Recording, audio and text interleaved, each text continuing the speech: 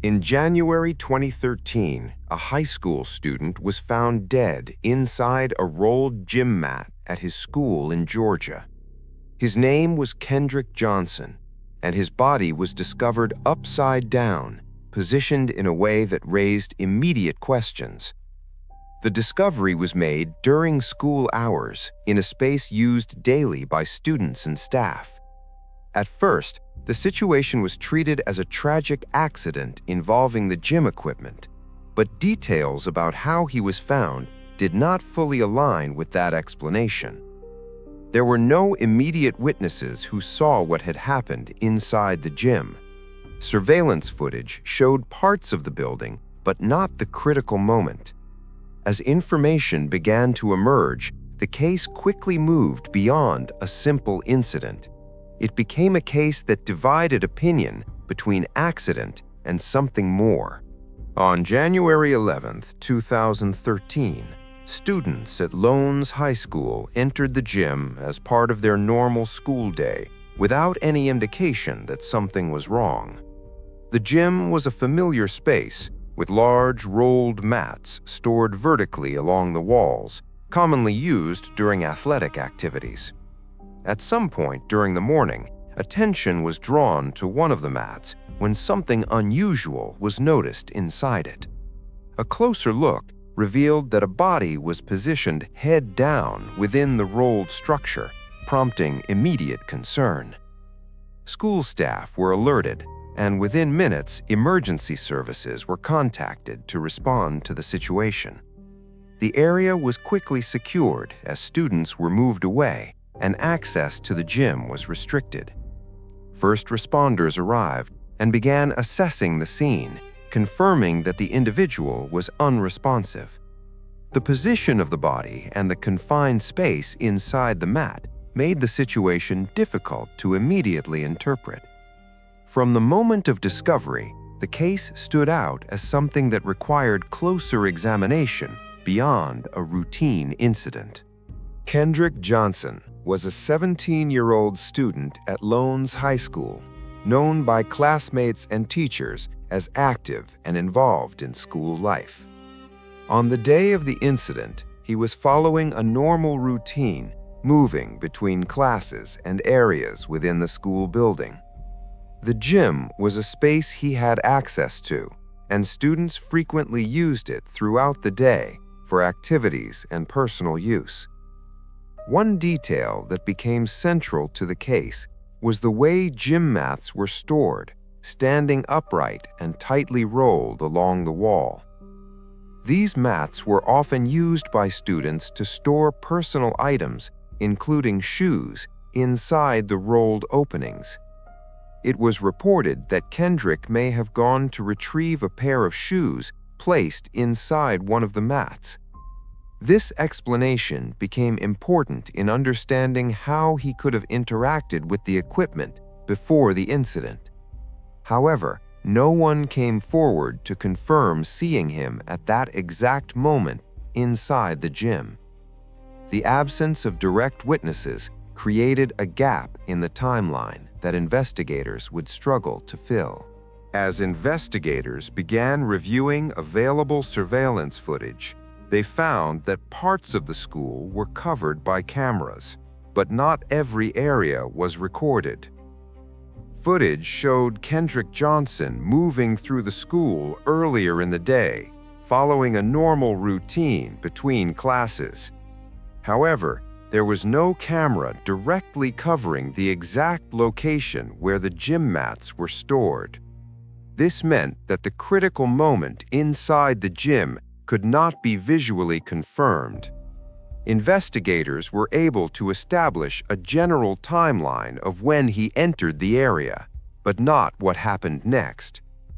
There was no footage showing him leaving the gym or interacting with anyone at that specific time. The absence of visual confirmation created a significant gap in the sequence of events. This gap became central to the case, as it left multiple possibilities open without clear evidence. Without direct footage, the timeline relied heavily on assumptions rather than confirmed actions. When authorities examined the scene more closely, attention focused on how Kendrick Johnson's body was positioned inside the gym mat. He was found head down within the rolled structure, with his body confined in a narrow vertical space. Investigators considered the possibility that he had fallen into the mat while attempting to retrieve an item from inside. The theory suggested that once inside, the tight space and lack of support could have made it difficult for him to pull himself out. The surrounding area showed no immediate signs of struggle or disturbance that would indicate an altercation. Based on these observations, the initial conclusion pointed toward an accidental scenario involving the gym equipment. However, the unusual nature of the position raised questions that were not easily dismissed. Family members were informed of the findings and quickly began expressing concerns about the explanation. From that point, the case shifted from a single interpretation to a situation where multiple possibilities were being considered. As the initial conclusion pointed toward an accident, Kendrick Johnson's family began raising questions about the findings and the way the case was handled. They focused on details they believed did not align with the official explanation, including the position of the body and the lack of witnesses. Independent examinations were requested, bringing in additional opinions that differed from the original conclusions.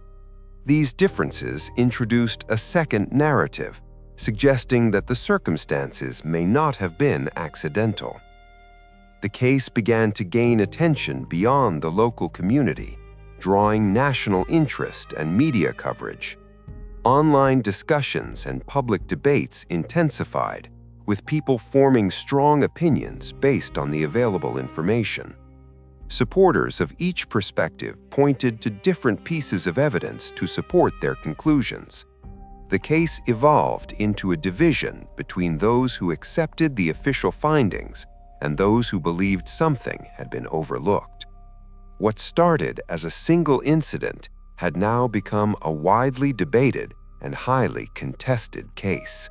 As the case continued, official investigators maintained that the evidence supported an accidental cause related to the gym mat. Their conclusion was based on the positioning of the body and the absence of clear signs of external involvement at the scene. However, independent reviews raised questions about certain details, including injuries and the interpretation of the evidence. These conflicting assessments led to further examinations and requests to reopen the case. Authorities conducted additional reviews, but the findings did not produce a definitive change in the official ruling.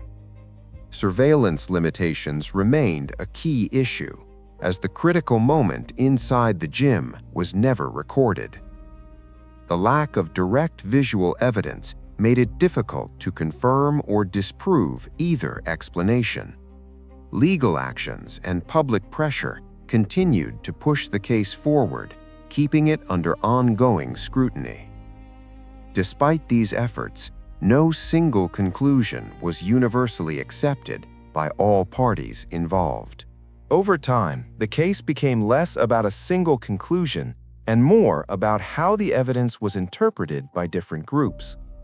One of the central challenges was that the available information could support more than one explanation, depending on perspective.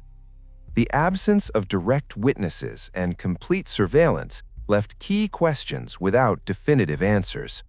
Early handling of the scene and evidence became a point of concern for those questioning the official findings. At the same time, investigators relied on the physical layout and known circumstances to support their conclusions. The gap between these viewpoints created a lasting divide that could not be easily resolved. Advancements in technology did not fully bridge that gap due to limitations in the original evidence collected. The case remained open to discussion, with no outcome that satisfied all sides. What remains is a situation where the facts exist, but agreement on what they mean does not.